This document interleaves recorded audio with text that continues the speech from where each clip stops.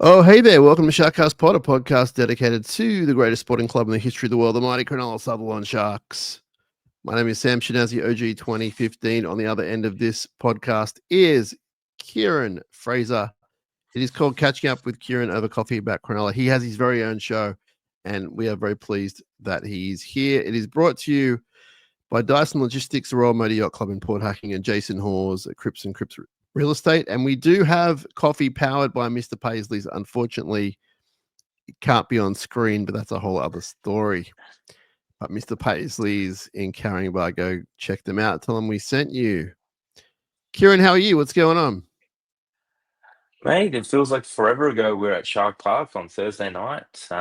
It's now Tuesday, Teamless Tuesday, State of Origin on tomorrow night, and now we've got the football on Sunday again. So, mate, it's all happening here in the Shire.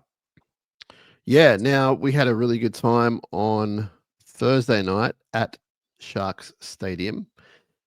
We had a couple of beverages in the lower end Reddinghausen, caught up with some friends, and then we got down to business, derby business. And what'd you make of the game? First things first, I thought the atmosphere was a little bit strange. I don't know if that was because of the 2 weeks prior. I don't know if that's because it was a Thursday night, but 8,500. I thought we could probably do a little bit better than that. I've never actually been able to go from the top of the ET stand, get beers, and then get back to my seat before a ball has really been kicked after a try. So that was pretty unique. So there was like You did it, no yeah. beer lines. There was like it was a bit of a ghost town at times, and a little bit quiet. So like I feel like the NRL missed a bit of a trick there with the scheduling. Like, I get that it's probably a good rating game because it's a derby, but maybe that Saturday's 5:30 spot or something like that would have been a little bit better, because it just seems like a waste playing the derby on a Thursday night like that. But it was the first half was very stressful. I wasn't happy. I did wonder if we were going to hear any boos given all the Newcastle stuff that was in the news the week before, but I didn't hear any boos. I don't know about you. Do you hear any boos? There were some boos, and people have been asking about that since it happened, but no one can confirm what it was. Some people are very strong of the opinion that it was against the club. Some were of the opinion it was against the Dragon. Some were of the opinion against the referee. So Yeah. when the referee was walking off, I believe he and Nico were kind of having a chat. And so I'm not really sure. I'm not happy to confirm it was against the team. Maybe it depends on the person and where you were. Like maybe different people were booing for different reasons. I didn't think it was a boo-worthy situation personally. I thought that, you're down by 12 in a derby, but they weren't playing that bad, which we'll get into shortly. But the scheduling was terrible Thursday night. I would imagine at the start of the year, the Sharks request obviously a home derby, but also a good time slot. And maybe the NRL look at it and go, well, you got a good time slot, your prime time. But from a Sharks point of view, just over 8,000, 8,500, you still got room for probably 3-4 more thousand. I thought it actually looked okay. Like it didn't look overly empty. So that was a positive. But the vibe was down in the first half. And as you say, it was pretty free to roam around. So obviously there were people missing. First half wasn't our best first half ever. A lot's been made of it. Now, you go back on social media, people blowing up Deluxe about the first half, during the first half. You talk to people post-game that's still focused on the first half. We did a post-game show and people were really obsessed with that first half. They weren't really acknowledging the second half. Putting more perspective of that, the coach comes out in the press conference and says he didn't think it was so bad in the first half. There were some positives, Shark Nation melts down saying, is he watching the same game that we're watching? Then we look at the stats. We watch the game back.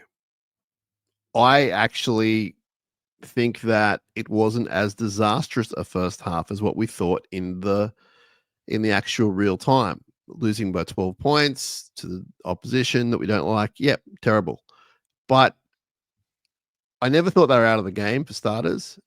And also when you watch it back, we dominated a lot of stats and field position and things like that. So it wasn't a horrendous first half. We just weren't clicking, weren't communicating, and there were a few leaky soft bits of defense. But what did you make of the first half now, like almost a week later? Yeah, so at the time I was definitely in the camp of not being very happy. And when I Yep. watched the press conference, I was a bit surprised to hear Fitzy say that. Just because again, I was just watching it going like we are conceding from like those silly kicks, for example, right? And just from a couple of different things that were just unsharks like. And I think the frustrating thing was the tries they scored were really soft. And Fitzy kind of used that as like a they were soft tries, we can fix that. That's easy. Like it's not like a complete breakdown of structures or anything like that. So I guess it Mm. depends on what you mindset that you have. And again, he's always going to be looking at the how do I get the most from what I've got, right? And as a leader, as a manager, as a coach, you've got to be able to kind of stay calm in those situations. You can't drop your lollies and start freaking out, panicking, and going ballistic.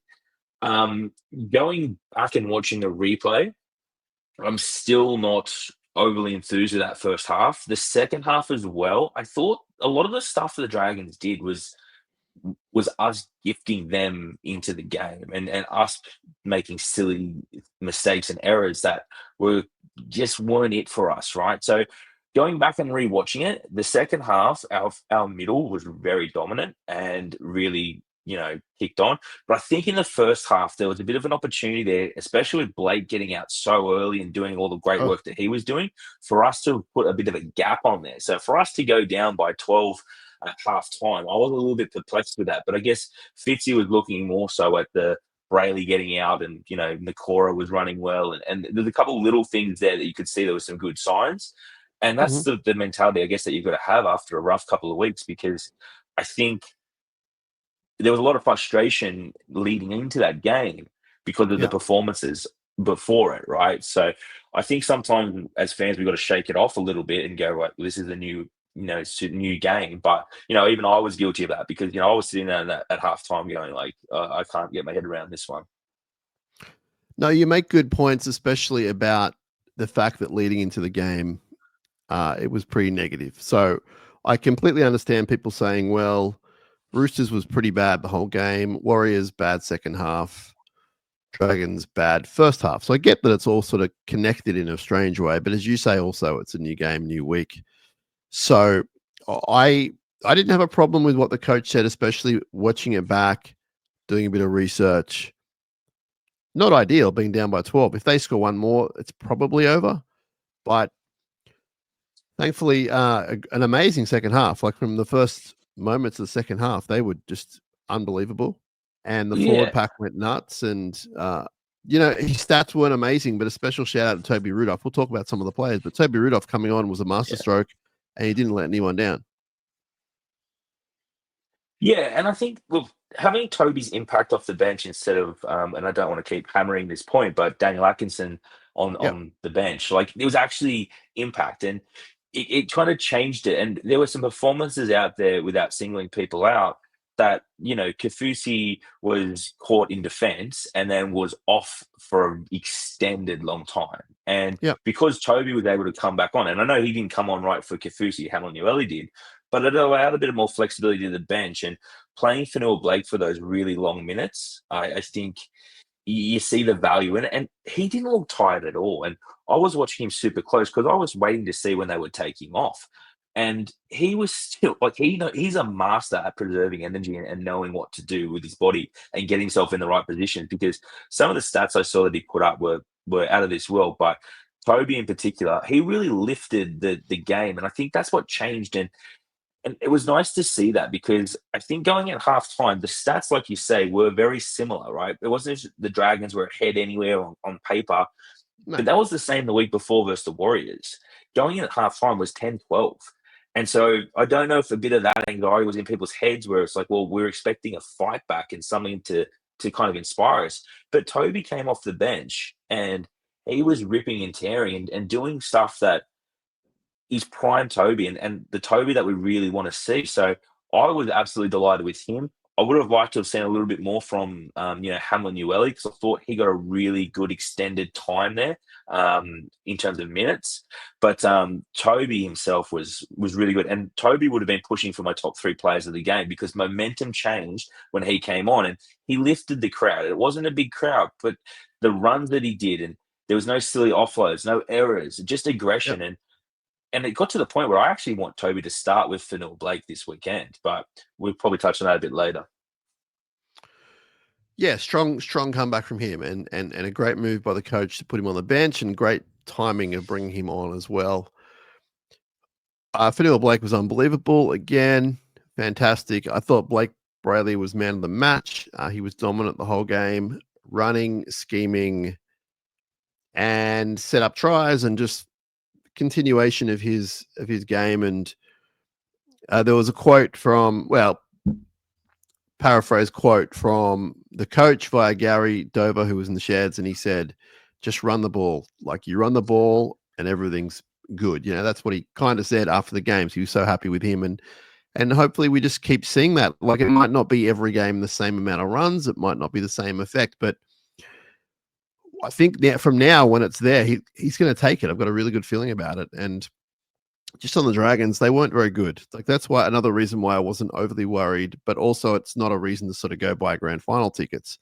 They weren't very good, even when they were leading by 12. They weren't very good. Their kicks were not good. Their style was very basic. We defended it pretty well. That's why the tries that we let in were pretty disappointing. But, fifth tackle options, not very good. So I never thought we were out of the game for that reason. It was almost like they were so average that we always had a chance as long as we stayed within that 12-point buffer, which we did. Blake Brayley, unbelievable. Fanil Blake, crazy good. And what did you make of the halves? I thought Trindle was a bit more dominant this week. Yeah, and just on the Blake Brayley thing, I think he can be a little bit systematic of the Sharks, right? Because we know what they're capable of. We saw that against Melbourne, and we see Blake do a game like that, and then everyone comes out and says Blake's the most underrated hooker in the NRL. Why don't we see this every week, right? But he was unbelievable. But when he gets out like that and he gets running from dummy half, he changes the games for the halves. And that is when our halves look at the best. When our halves are standing flat and Blake's not running and being creative out of 9, that's when we start to see our halves go a little bit sideways and do a little bit of pressure. When I went back and watched the game, I was actually surprised at how good Braden Trindle's second half was. It wasn't something that I picked up at the ground. I didn't really notice a lot of Trindle. I noticed a lot of Nico and what he was doing, but I didn't really notice Tricky. But going back and watching the replay, Tricky was really dominant. I saw his stats too, and I didn't realize he got 2 tries. But again, being in the right place, the right time, and chasing, balls and all that type of stuff. So I still think we haven't seen the best of that combination together. I think they've both had patches of really nice touches and good form. There's been maybe one game, I think probably that South half, where they both put it together and they looked really good. So again, we're still waiting to completely unlock that. But again, I keep going back to how do we do that? And it's our front rowers, being like Fanil Blake is and Toby was and Siffer in the middle, creating that momentum, getting those quick play the ball so Blake can get out of dummy half and bringing those 2 halves into the game. But I thought Braden Trindle on replay was really good. So on the Fox coverage, I got to go back and watch all the Fox coverage, all the Channel 9 coverage, and Greg Alexander and possibly Cooper Cronk, I think it was, they were talking about how it's spoken about a lot, particularly by Hines and Trindle, and sometimes the coach as well, that their combination is relatively new for halves. They're still gelling, still learning, etc. And then one of them to the other and said, "Do you think that's still accurate after a whole off season and we're halfway through the year?" And I kind of thought to myself, that's an interesting question, because I wonder how long we'll give this halves pairing, or how long the coach will give them. Not so much as in like, will he separate them or whatever, but just that term, they're still gelling, they're still getting to know each other, they're young halves. Like, what's your opinion on that? I just found it very topical. What's your opinion on that? Well, I think if we take a step back and we go to our favourite season of all time, 2016, right? Yeah. Ennis had been at the club for 12 months, but Ennis was super experienced, had been around the game, was, 200 games plus or whatever the case when he arrived here, right? Maloney was brought in, and Maloney had been, won a premiership at the Roosters, took the Warriors to a grand final, played Origin, was pretty experienced, right? So he knew what his level of comfort was and how he wanted to play. But Townsend as well came in as well after a couple of mixed years with the Warriors and, a false start with the Sharks early on. But that was the first year of that spine being a combination, and they win the competition, right? So I look at it and I go, well, we've manufactured Nico into being a 7, and I do think Nico is a good 7. But I think it's that lack of the one criticism I have of our spine, Sam, is I just don't think there's a vocal force in there. And I know Nico talks and Bradley talks and Trindle talks, and I'm not saying that they don't talk, but back in that 2016 spine, you had a guy like Michael Ennis who would say, "Nah, we're doing it this way." And Maloney's even came out and said that he would bend the coach's game plans when he didn't agree with it, and then the spine would go off and do what they wanted to do because they were seeing things in the game of how they wanted to play, right? And I still think we haven't. I think when we 2022, when we had that really great year, we knew what style of football we wanted to play. And since then, teams have really shut down that style, and we don't see a lot of those same slingshots type plays and all that type of stuff. And I think we're still reinventing how we want to play our best football because it works to an extent, but the league is changing at rapid rates, right? If you look at this year, the Warriors, the Bulldogs, and the Raiders have taken a leap. Whereas last year, the gap between the top 4 and the next 4 in the top 8 was huge. Whereas now we seem to be at that 5th rung, trying to get back into the top 4, and those teams in the top 4 look a lot better, right? So I think for us, this combination's been together on and off the field now for at least 3 years. I know they haven't played football for 3 years, but they're only 30 games or so in. I think now's the time where I think we've got to stop using that as an excuse, because at the end of the day, they've both put on tremendous performances. Some of Trindle's games where he's, been man of the match has been unbelievable. They've been talking about him for State of Origin. Nico's played for Australia. Like, these guys on a combined salary of probably in the, it's in the 7 figures on Nico alone, right? So I don't think we can keep using that as an excuse. I think we just need to find that dominant voice within the spine of how we want to play. And I still just don't know which one is the more dominant one, because it goes Nico for like a month and it goes tricky. And Fitzy said, like, it's fine. Like, he doesn't have an issue with that. Like, he's happy with how we're playing and how he wants to do it. So he knows more than me. He's got a belief system in there, and it's going to be interesting. But yeah, I do think we can't keep pulling that up as an excuse. What about you? Well, I should point out this came from analysts. It didn't come from our guys this time around. So just as a heads up, and just to full disclosure, they didn't mention it this time around. This, for listeners, this was from the commentary team, the people in the studio, and I found it interesting, so I wanted to raise it with you. So just as a heads up, the players and the coach didn't say it. I think it's go time. I think that I lean towards the analysts. I think that, Nico is still a relatively young half, but he's also a 29, 30-year-old footballer who's done it all. And Trindle's shown enough that he can compete with the big boys at the big level. So I think that I'd be surprised if you keep hearing that excuse reason in the future. And again, they brought it up, not the club. Yeah, so when you just said that, I just Googled Nico's age. He's 29 years old tomorrow. Tomorrow's his birthday. Hey! So happy birthday, Nico. But I mean, again, we looking back at games played, 114 first grade games and all that type of stuff. And this is not a Nico bashing session, because I think he cops way too much unwarranted criticism. Yeah. But, 29 years old tomorrow. He's been playing first grade now for 6 years. 7 more. I don't know. You had the seasons. He was a late. Mixed up. He's a late bloomer.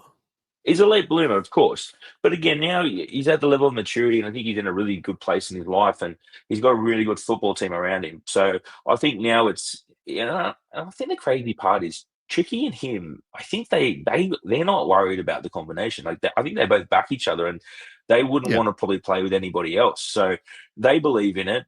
We have seen it work as well, right? So again, it is crazy to be having this conversation when things are off a win, but again, we can't ignore the 2 weeks prior to it and some of the issues we've had over the years. So Yeah, it'll be nice to see it developing. But again, the more big games that those guys can play together, and going up to Brisbane on Sunday, that's a big game for us, right? Yeah, So a good yeah. performance in there will keep building that confidence and pushing us to the right direction that we need to go. Now, speaking of that, the Sharks have just announced this week that there is a captain's run. There is a captain's run. June 21. So this Saturday in Brisbane. You need to be a member. And I don't have any more details for you, but there's a captain's run for members in Brisbane. If you're heading up, if you're there, Saturday, June 21, check out your Sharks socials for more info, but you need to be a member. So if you're not a member, please become one. It's going to be a huge game, Kieran, and we've got a lot to talk about that. So let's jump into it. It is Sunday, 2 o'clock up at Suncorp. We've got recent good history there, Kieran, winning our last 3 games at Suncorp. And against the Broncos, we've traded wins over the past 6 games. So I think 3 from 6 traded wins. Overall, not a great record, but recent history, not too bad. We're not sure what team we will name. We're not sure what team they will name at this point as we're recording. We'll know later on today. You imagine they'll name some Origin guys, and whether they play or not, we'll see how they back up. But they'll obviously have a number of guys playing there. More importantly, the black, white, and blue will be missing Kale Iro and we'll be missing Mawini Haroti as a minimum. We'll see what else happens. I put out on the socials, what would our listeners do? I'm going to read out a few responses and we can bounce off that. So I basically just said, what would your team be? And Chad said Talakai into the center, but he would like to see Michael Gabriel debut. Stevie said Kennedy, Katoa, Ramian, and either Gabriel or Viella with Ronnie. He thinks, though, that Talakai will be there. Troy is assuming Talakai will be there. And then if you just bear with me over here. And I go over here. Paulie said Kennedy, Katoa, Ramian, Viella, Ronaldo. Evan said Kennedy, Katoa, Ramian, Gabriel, Mortalo.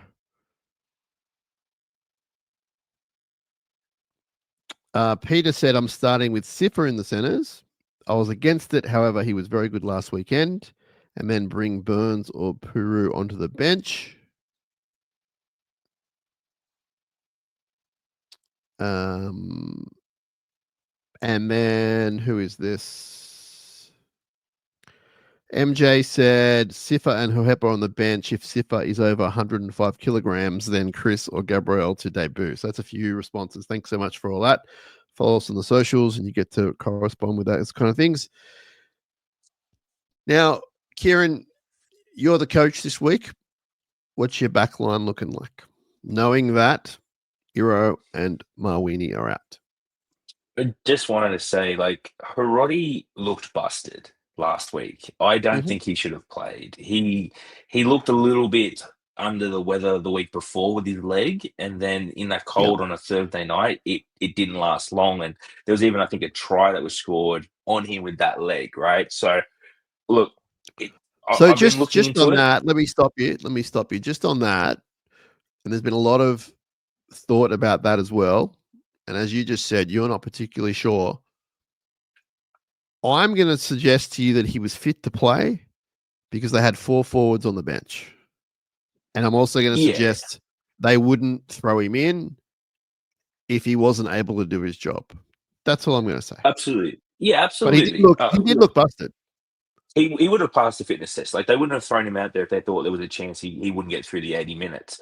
Yeah. But just from the eye test of watching how his leg was moving, even the week before when he was chasing a break, it looked clunky and it just didn't look right. So it was just more of an eye test thing than anything. But yeah, I'm sure they thought he could get through the game. And his experience, they probably backed him to do it. My understanding is Vela and Gabriel have both been injured the last couple of weeks. I saw Correct. Fitzy mentioned that in the press conference that Gabriel was supposed to play. Did I call him Gabriella? Sorry about that. Gabriel was supposed to play in the under 20s game on Friday night, but they pulled him out last minute because of an injury. So I don't know if that's a long-term thing or if he's back this week. I think Vela probably would have had a run by now if he wasn't injured himself. But it's going to depend on, again, I'm not across how long either of those guys have been out for, too. I think Vela's been out for a few weeks. So I think you can put a line through him. I think it's going to come down to Gabriel or Sifa. Now, my concern is if we play Sifa in the centres, we're going to go back to Daniel Atkinson at 14, which I just don't like. I just don't like that whole system. But the flip side is, when in that first half we didn't look good, we started looking better when Sifa came on. And every week when Sifa plays more minutes, we look like a better team, right? So Yeah. I've got no dramas if Sifa starts and plays in the centres. But at the same time, I think if we could get Gabriel in there, in the centres, who would his opponent be? Either Katoni Staggs or... Yeah, you don't want to know. Yeah, so he's going to be going up against a pretty good player. So again, that probably makes me think, you know what? They're probably going to go with Sifa because it's better the devil you know. It is, but I think we've seen that before, Stags and Sifa. Yeah, well, that's a really good point. That was back at Shark Park last year from memory, right? I'm not sure. I just have it in my head. Yeah, But with the concerns we have about Sifa in the centers, multiply it when you're playing a Katoni Stacks. yeah. So I It's a think, tough one. yeah, well, I mean, they've got huge raps on Gabriel, and we gave up Connor Tracy to get him to the club. So I mean, But are that you shows gonna you. throw? Are you going to throw him in on a Sun? Well, forget about the Sunday. Are you going to throw him in at Suncorp against Katoni Stacks? Yeah, I mean, if he's fit, and if that injury from last week was more of a precautionary thing, and they think he's good to go, from the games I've seen of him in the lower grades, I really like how he plays. He's But great. I think it gives us a better balance because you're losing a center and you're replacing it with a center. And I know Sifa has spent a lot of time in the centers, but Sifa's best position now, and Sifa's spent a majority of this offseason getting ready to go back into the middle. And, we were even discussing at the game, like maybe he's a front rower. Like we start him at 10 with Fanua Blake as that combination, right? Because our attack looks the best when you've got AFB, Sifa, Rayleigh getting out of dummy half, right? So I probably would like to have a centre there. My other thing that I'm thinking, and this is completely not going to happen, but out of the left field, the June 30 deadline has been extended a little bit. I think we've Ooh, still got 2 open roster spots. So yeah. it would be interesting to see if we're out there fishing right now for some depth in the outside backs, because right now we've got Stone Street out injured, Parodi's injured, Iro's injured. Is the club going to start looking at this? Because, we're not going to be able to play a Wilton there. We can't play a Burns there. We've got 2 young guys that are ready to go, but they've got their own injury concerns too, right? So are we looking out in the market, I wonder, for an outside back? Do we have the money to do that? Well, you'd have to have the money in the salary cap to do that because we've still got 2 open roster spots. Now, traditionally, Okay. what the Sharks do is upgrade lower grade guys. But Gabriel and Vela, I believe, are both already in the squad. Or maybe Gabriel dropped out this year to come back in next year. I can't remember how his contract was structured, but I think it was a little bit. Last year, he was definitely top 30. But I think there was some flexibility things that they did there. So potentially that's something we look at. I mean, I doubt something like that would get done before Sunday. So that's not going to happen anytime soon. But I think it could be something to keep an eye on, is that we might look into something in that area, because our outside backs have been absolutely hammered this year with injuries, which goes back to some of the previous years that we've had. We've had a pretty good run with injuries over the grand scheme of things. There have been some really untimely errors, like injuries to Sifa and Ramian as we get to the finals. But outside of that, we've been pretty good with injuries. So, fingers crossed we can get everyone back on the field, because I think I saw Iro could be back before the finals. So he'd be a huge guy to get back. If you got him back in like round 24, 25, and he had 2 games under his belt, mate, we'd be laughing. So get him back. So we can't play Billy Burns in the center. We can't. You probably wouldn't play Teague Wilton there. Nah. Could you play Britton Nickera there?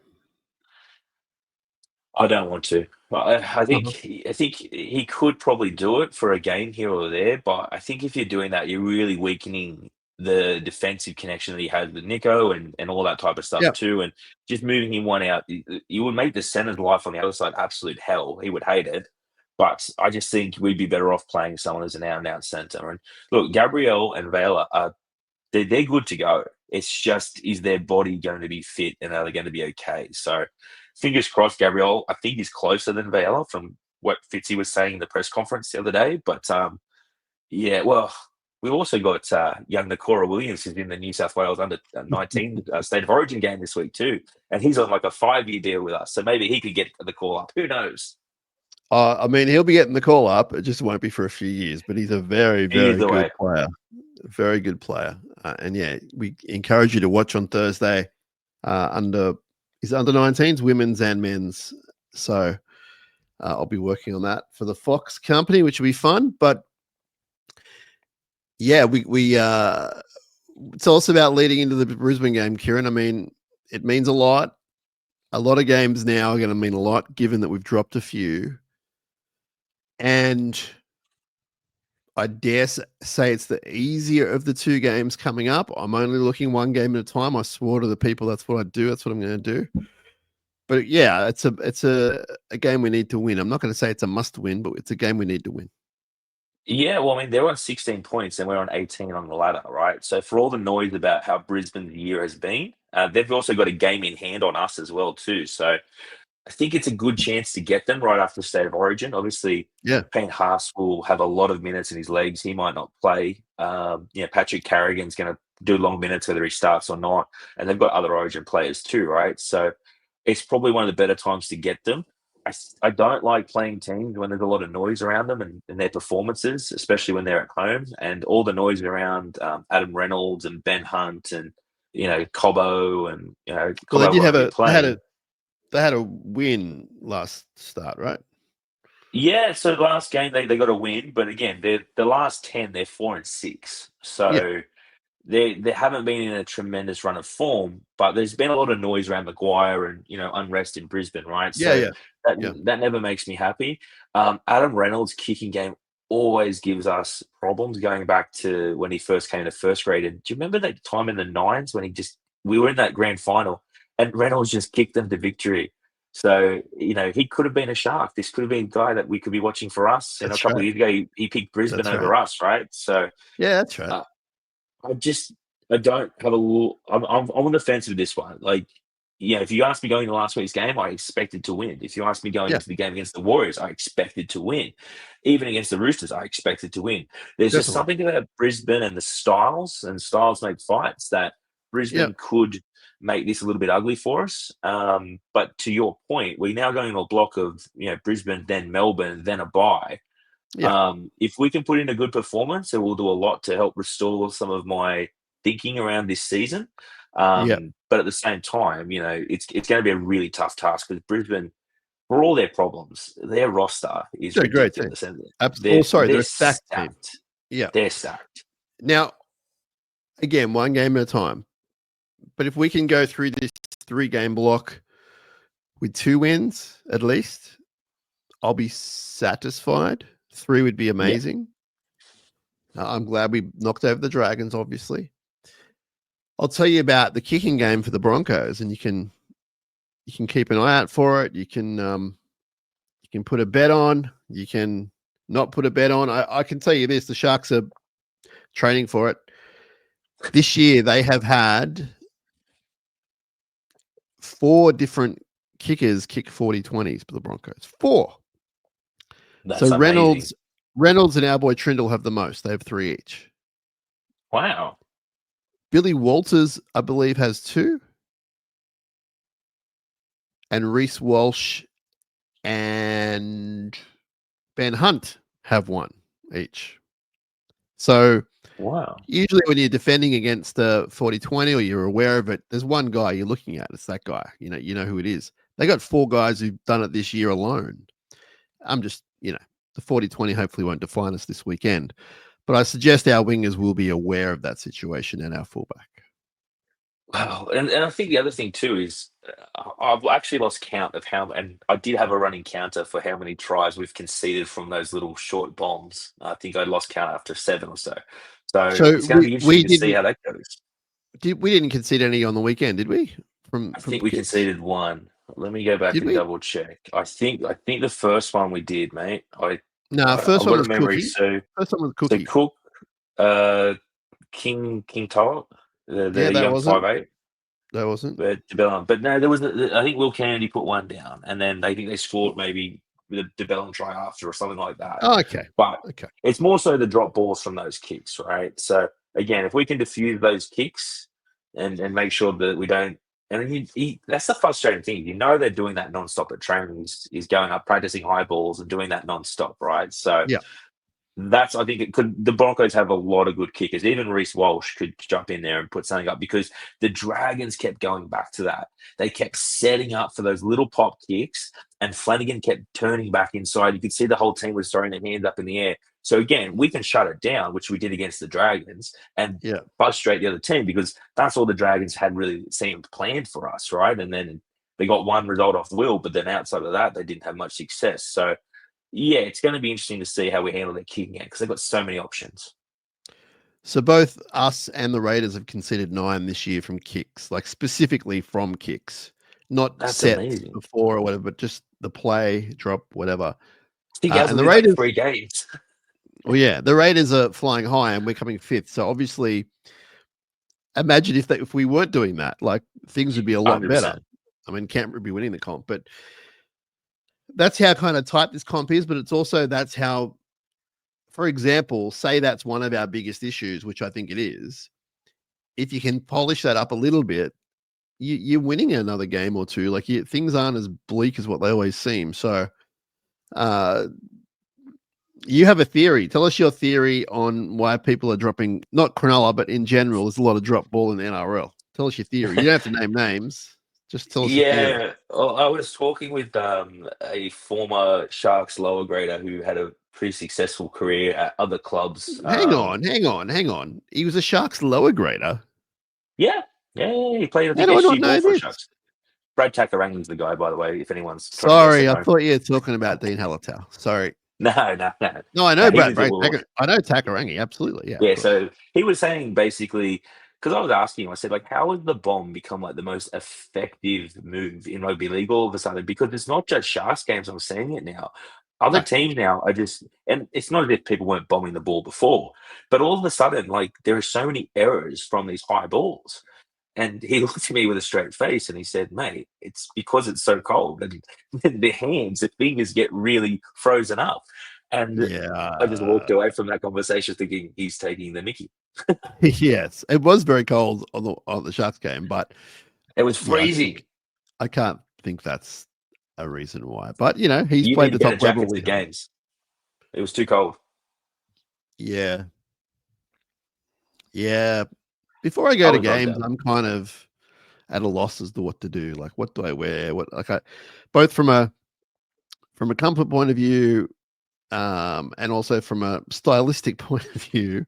Not that I'm overly conscious about that, but I want to wear something that's going to impress you or something that, I'm always impressed. you know what I mean? Like, you know what I mean? Yeah, and The I hardest one, usually I just get in a hurry and just chuck something on and go.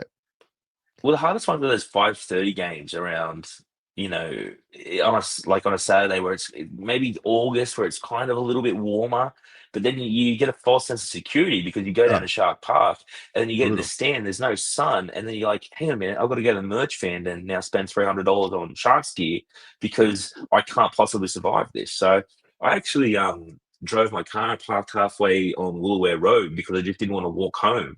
And I'm not a far walk, but I didn't want to deal with the cold. So if anyone saw me on Thursday night, I was rugged up, so I was Yeah, you fine. were But right. you and Dave were wearing very thin jackets, so this is the dad in me now coming out, where you guys need Yes, to I dress up for appreciate the that. occasion.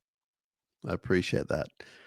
Let's give a shout out to where did we have dinner beforehand? I say The we. I had yours, food but we truck. shared.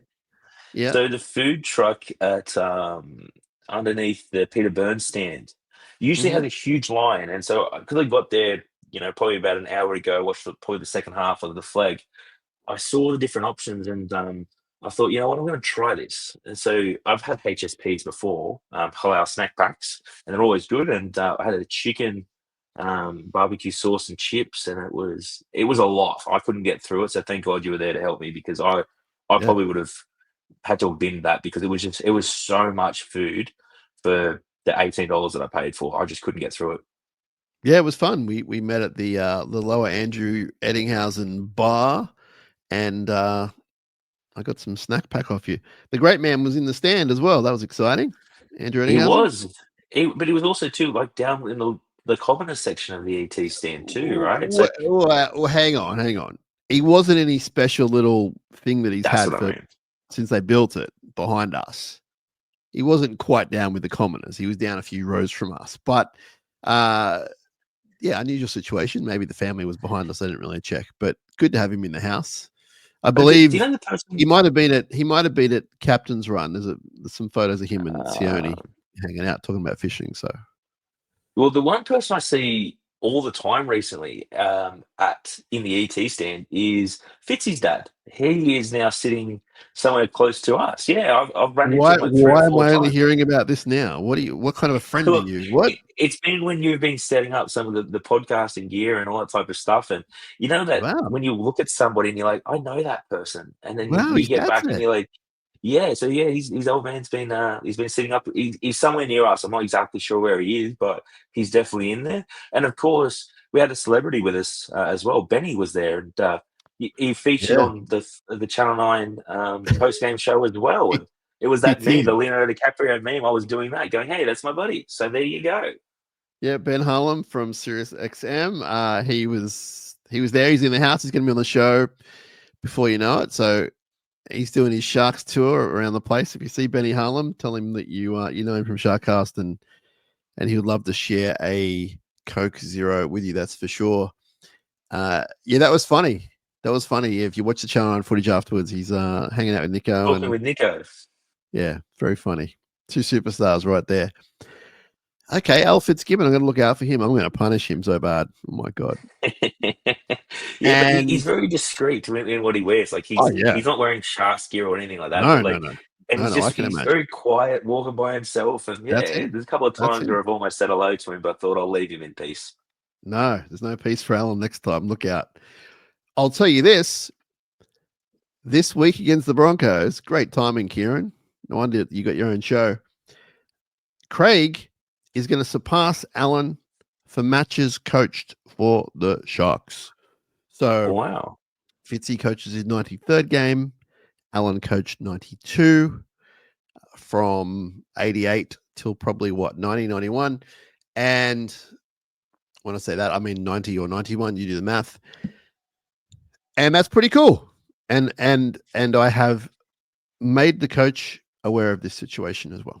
So That's awesome, hopefully mate. he texts his dad and goes, "Hey, I'm gonna pass you." Craig has a slightly better record as well over the time span, and yeah, it's pretty cool. I thought it was pretty cool.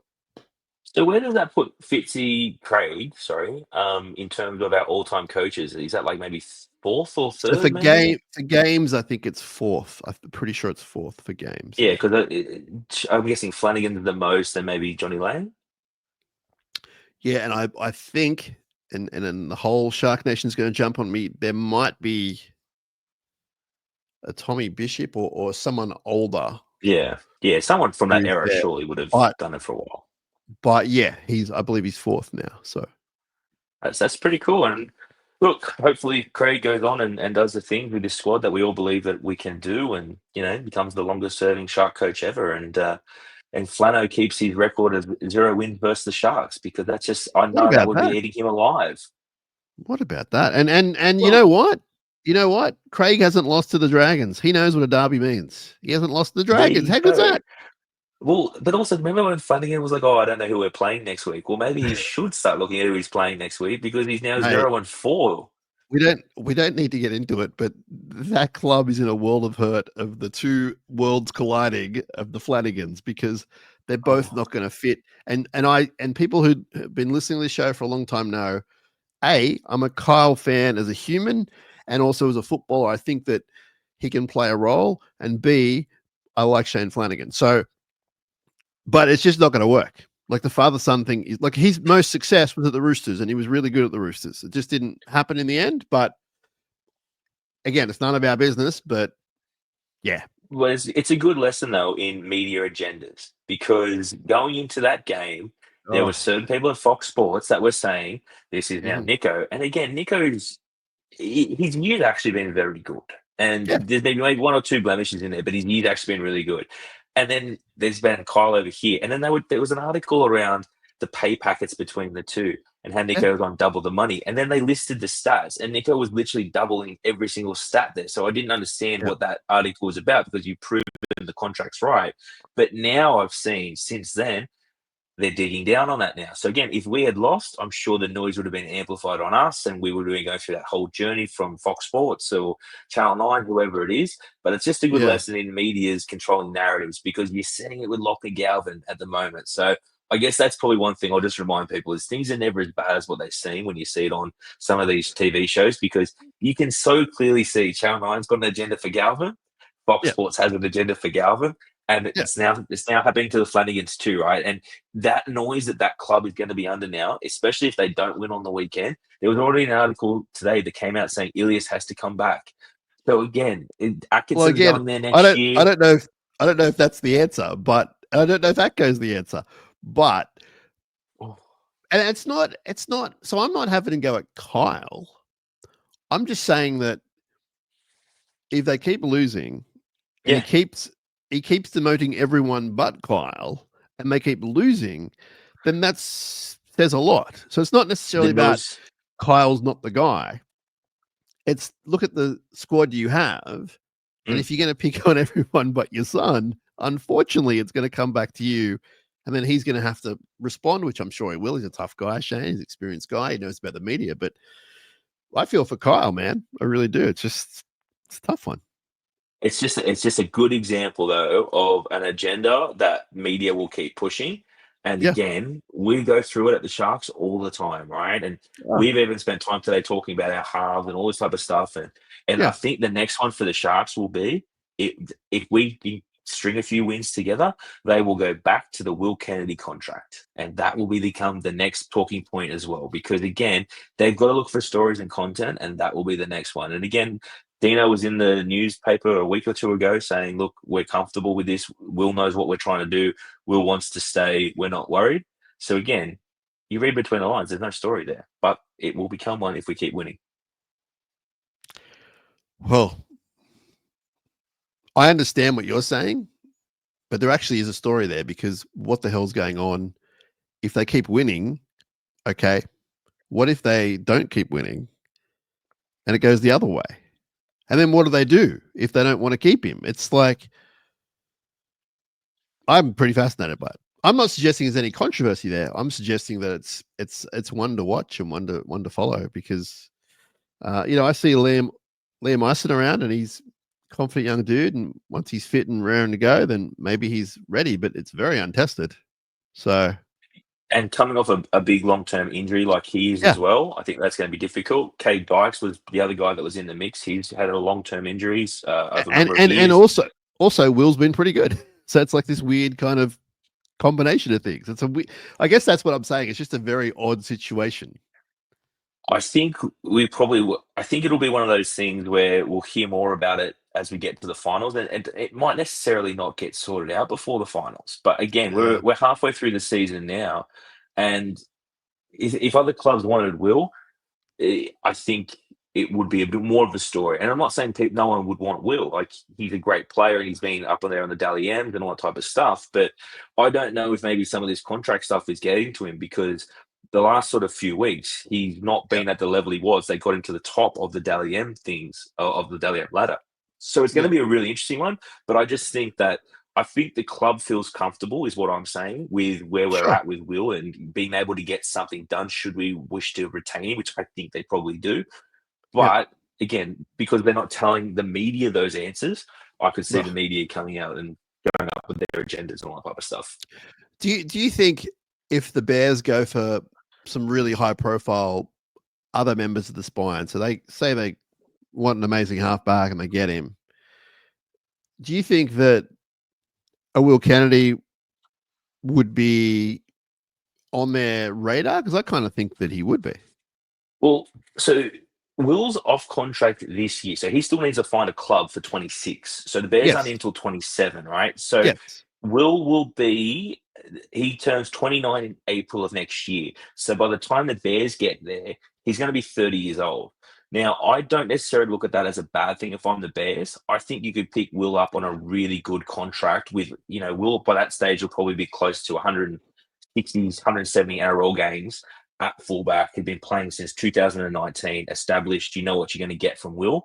So I think he'd be a great value pickup for them, but it's really going to depend on what they want to do. But I'm probably going to send everybody into a bit of a meltdown with this one, but I've got my tinfoil hat on recently, and I look at things, and I reckon the guy that Mal might try and pry out of a contract is a young Nico Hines. I could see Mal, because they go back through the Kangaroos. They've got a history together. Mal has always been such a staunch defender of Nico publicly that I could see that maybe if some of the noise in the media and all that pressure keeps mounting up here in the East Coast, that maybe the Bears could be appealing to him. But that's not something I want to happen. That's just me thinking if they're trying to go for it. For the first year, you think? I could see Nico being a guy that they target, and Nico's going to have to get out of his contract with us. I'm not, and again, this is just me putting together things up in the tinfoil hat stuff. But I just look at the relationship that he has with Mal. I look at Nico, then will be, probably 31 years old.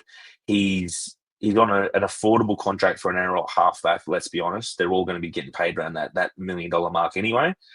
He brings marketing to a new franchise. He brings profile. He's got a strong Indigenous connection that can help build that community out there with Mal.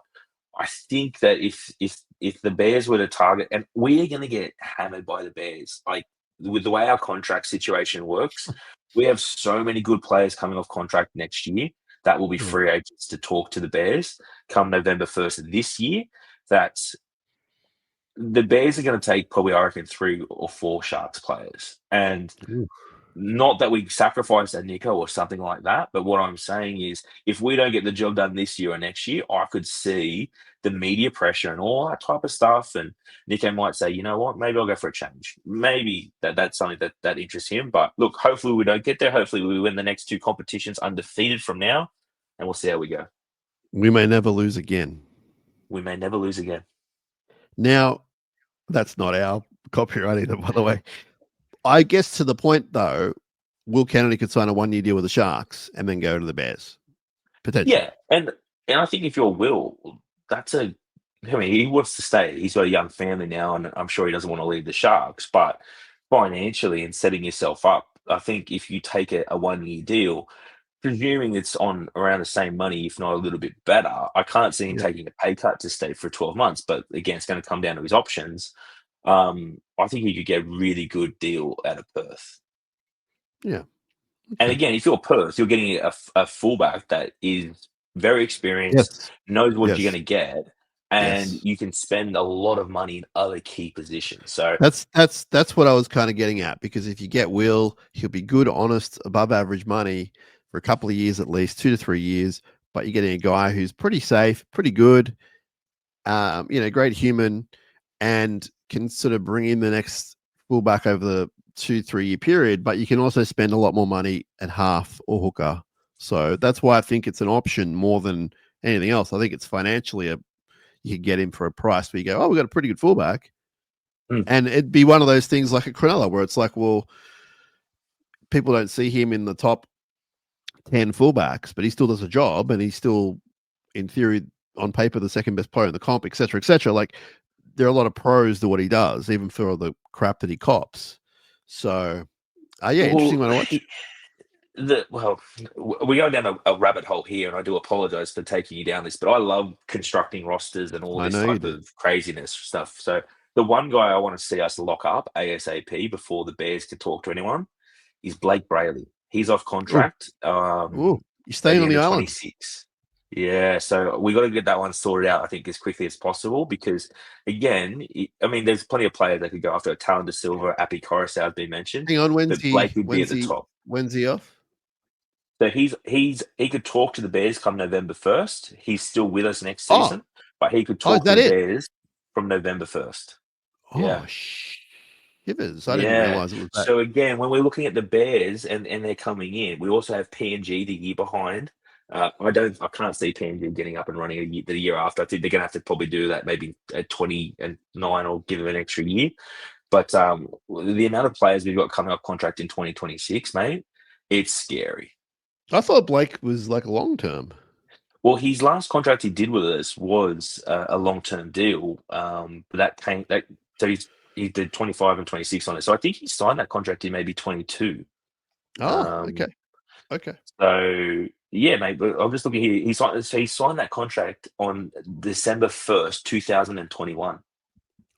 Okay. Well, that makes sense for someone who walks around thinking it's 1993. So that's all good. I would definitely, want to keep Blakey. I want him to be a one club man. I see enough from him. I know that until recently, people have been really critical of him and letting go of Sam Healy and other talent. But I see enough out of Blake Brayley for him to be a one club man. They got to sort this out before November 1st because again, the Bears are going to be there with a huge checkbook, and let's say Appy's going to be like 33, 34. I can't see them making a play at Appy. Blake could still be in that 29, 30 mark, and he'd be probably a guy ripe for them to try and target too. So look, our spine is effectively what I'm saying is all up for grabs potentially by these guys, and even Trindle's contract, he did a 2-year extension, right? So he's off at the end of 27, I think. So maybe he's available for 28. Because you saw the Dolphins, they made their real signings in the second year where they got Farnworth and Flegler. They couldn't get a lot of guys to that first year. So, it's going to be – this player market is going to go ballistic. How much is the Katoa fella going to go for when he's off contract? He's going to go for whatever he would like. And the crazy thing, imagine if he says, I'm homesick, I want to go back to Penrith, and then he goes and plays 5'8" with Cleary. Absolutely. Absolutely, if they can afford it. We got them right after the bye too, so – a lot of fun games for the Sharks coming up, mate. Wait, we're playing Penrith? What? No, sorry, we're playing Katoa and the Dolphins. Gotcha, yep. The first game absolutely. back after the bye. So absolutely. A lot of tough games coming up. Get your defense ready for that one. The thing with Blake Brayley is, and we'll wrap up because I've kept you a long time. The Sharks often do this, and I'm not saying it's a bad thing. I'm sure a lot of clubs do it, but obviously we're talking about the Sharks, where there's a situation with a guy like Brayley, who's such a homer, and his family is involved in the club, and there's a history, and he's a lifelong fan, and the whole thing. There's an expectation there that he'll do right by the club, he'll stick around, he can maybe wait a little bit to sign. And I think with a guy like Blake Brayley, it actually works. He's not a heel. He's not a double crosser. He's not going to go to market against their will. If he goes to market, he'll let them know. But I don't think he'll go, no, I'm sweet. I'm going to stick around. We'll sort it out. And then just sign away his life somewhere else. That's not his style. I'd be horrendously shocked if that happened. Other players, absolutely. But I think they're going to rely on that to kind of leave it a bit, to keep the funds going or however it works with the money. Yeah. And they can do it. Like, to be fair, they can do it. There's a, 0.1% risk there. So just on Blake, when he came off contract last time around, it was Jaden was off contract as well. And I'm going back a few years ago before he re-signed in 2021. Yes. The West Tigers were in for him massively, and there was a lot of people were saying that he was gone, he was out the door. And again, he's always said he wanted to stay and be a Shark. Yeah, because again, we still had Jaden here as well, right? So I think Jaden even we had to release Jaden. Okay, so before, well, that it's kind of an unspoken. It's kind of an unspoken thing, and if it was spoken, I apologize. But he pretty much left so his brother could have his shot. Absolutely. And people talk about Jaden. He's the lesser Brayley, and he's such an average footballer, and all this sort of stuff. It's like, don't talk smoke about a guy like Jaden Brayley. Like, he's an incredible guy, absolutely. Really good footballer who's had some horrific injuries. But he's a very good footballer, very different to Blake. Yeah. But he did a lot of good stuff for us. And, he's been at a club where they haven't had any sort of success at all. He's headed to Canberra, so who knows what it'll be like for him. Maybe he'll get a shot, maybe he won't. But yeah, Jaden essentially stepped aside so his little brother could have the career. Like, that's like, what more could someone do in this life? Like, what an amazing thing to do. And it's going to be interesting to see how he goes at the Raiders as well, because they got a few hookers now. Yes. A lot of guys in great form.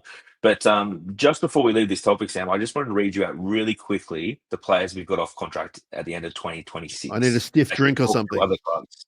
These guys can talk to other clubs from November 1st. Blake Brayley, Jesse Colquhoun, Michael Gabriel, Braden Hamlin-Uele, Tuku Tapua, KL Iro, Sione Katoa, Cameron McInnes, Ohepa Puru, Nephi Puru, Jesse Ramian, Toby Rudolph, Stiffer Talakai, and Chris Baylor. I need a drink and I need a migraine pill. All right, let's just do it. Let's do it. Go from the top and stop at each name. Who was first? So the first one was Blake Brayley, who we've talked about. The next one is Jesse Colquhoun. All right, so we're keeping those two. Who's next? Michael Gabriel, who at this stage is 18 months developed from now. So at this stage, he's fighting for a centre spot with two other centres on this list. Jesse Ramian, KL Iro, and actually Chris Baylor is also off contract too. Okay, so I'm not going to play keep, let go. Forget that, although I would keep both those guys that I mentioned. Okay, so who's next after Michael? So Hamlin-Uele. Okay, and so he's early 30s at this stage. I'm letting him go. But we don't have to say that. We can let the fans judge that. We can have another episode where we do that, because I want to think about this before I commit to it. And people go, "You said that." Fair enough. All right, who's next?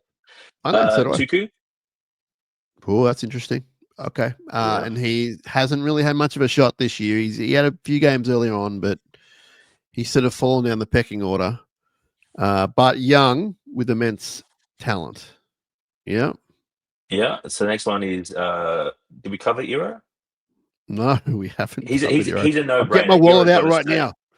Do you take cards? What cards do you take? Look, I've got $2 American. Will you take $2 American, Fitzy? Okay. Iro's off contract. Wow. That's a wow. Okay, yep. Yeah. Then it's Sione Katoa. And the one thing I'll say on this is Stone Street is still off contract right now as well. So, again, decisions are being made. So they're both off contract. Well, okay. Well, one's off contract, the other one they can talk to. Yep. Yeah. Okay, keep going. Cameron McInnes.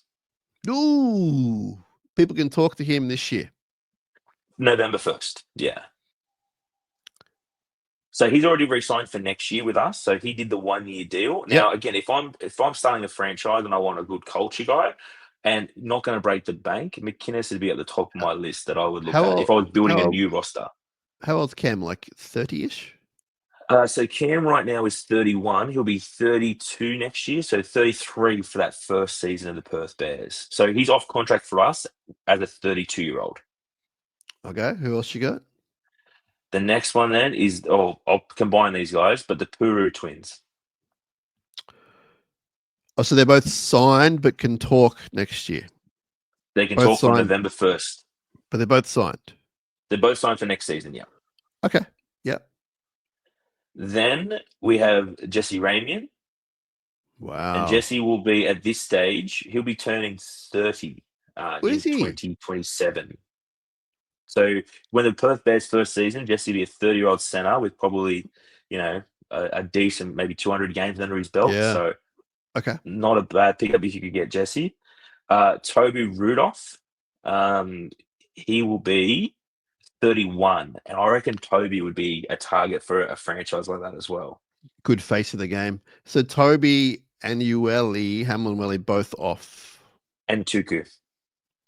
So 3 middles who are benchies or less, people can talk to them from November 1. Okay, yep. And so just on that too, Royce Hunt was in a similar position. Royce was actually signed for this season, but we made the decision that we weren't going to extend Royce, and we said if you can get a long-term deal elsewhere, you can get Which out he a year did, yep. early. So perhaps we see a situation between these three guys which might help out Will Kennedy. The next guy off contract is Sifa Talakai. Where's my wallet? Damn it. What else have I So got? Only got a few Sifa will cards. be Sifa will be 30 in the year I don't care. 2027. I don't care if he's 55. That's okay. I'm just putting Sorry, that I got out there for the emotional. listeners to have a think about what we're doing. And again, these guys by end of 2026, this squad will have had essentially from 2020 together. Where Nico's coming in and a few guys have changed, but the core of the All right. squad has been together for a long time. The Is that the last end guy of of your list? contract. No, the last guy is Chris Vayella.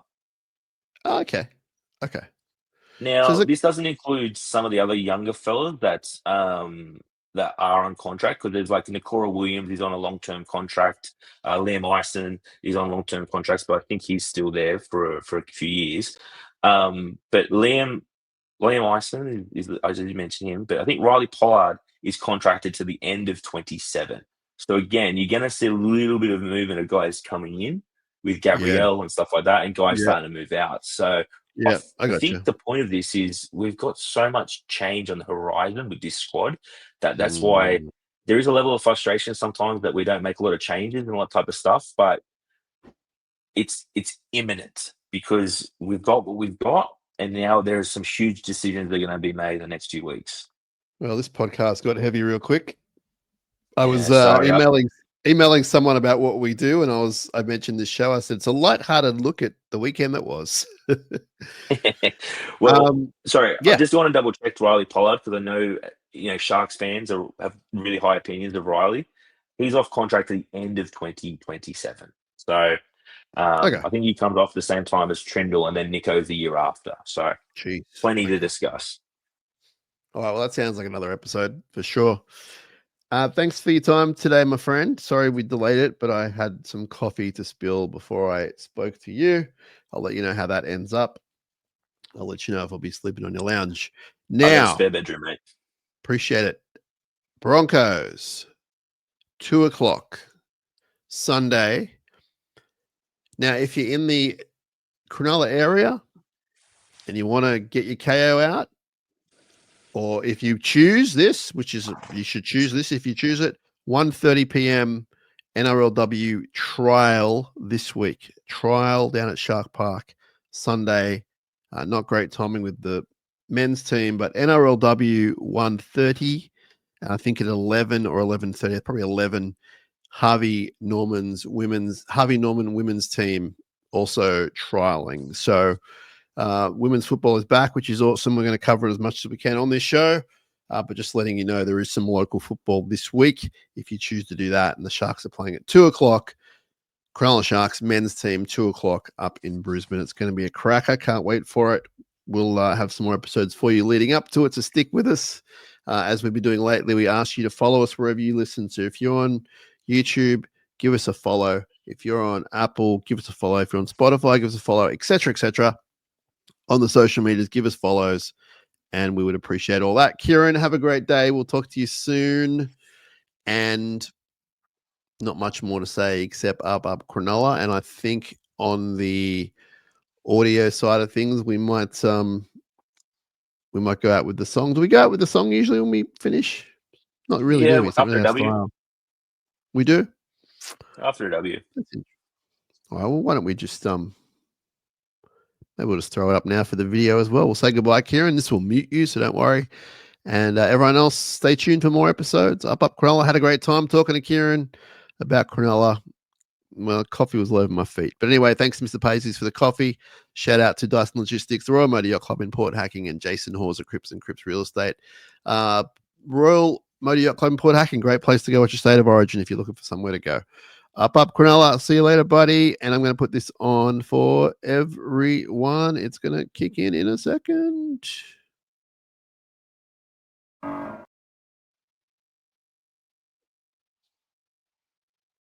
Here we go.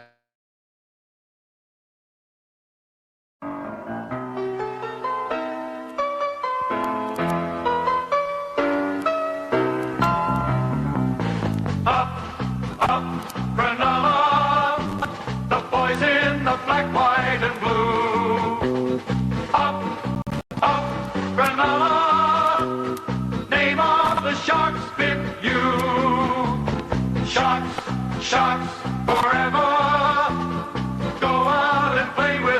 fear. Now's the time to see good football, for the Sharks are here. You know what, Kieran? That's just so stupid because it says there's a post game starting and it's not starting. We're just on a Monday. We're not doing or a Tuesday. We're not doing a post game. So that's how good we're going. Up Cronulla, post game Sunday around 3:45 p.m. Kieran, thanks for hanging out. Appreciate it. See you guys.